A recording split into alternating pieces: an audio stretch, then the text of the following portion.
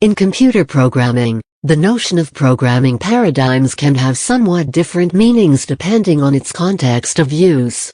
Involving programming languages and programming, it is a way to classify programming languages according to the style of computer programming and idioms used.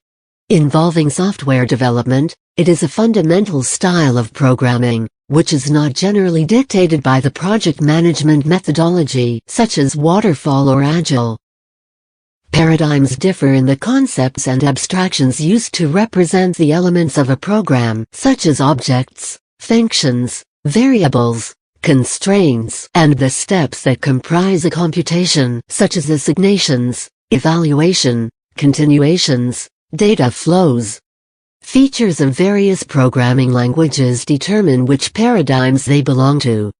Thus, some languages fall into only one paradigm, while others fall into multiple paradigms. Some paradigms are concerned mainly with implications for the execution model of the language, such as allowing side effects, or whether the sequence of operations is defined by the execution model. Other paradigms are concerned mainly with the way code is organized, such as grouping code into units along with the state that is modified by the code. Yet others are concerned mainly with the style of syntax and grammar.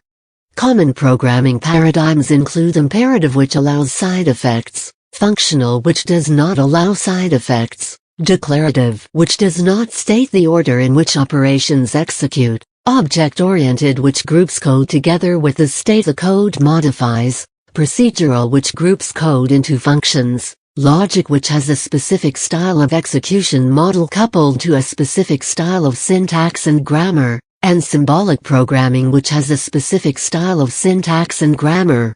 For example, languages that fall into the imperative paradigm have two main features. They state the order in which operations take place, with constructs that explicitly control that order, and they allow side effects, in which state can be modified at one point in time, within one unit of code, and then later read at a different point in time inside a different unit of code.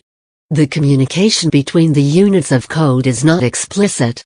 Meanwhile, in object-oriented programming, code is organized into objects that contain state that is only modified by the code that is part of the object.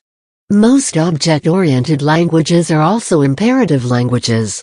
In contrast, languages that fit the declarative paradigm do not state the order in which to execute operations.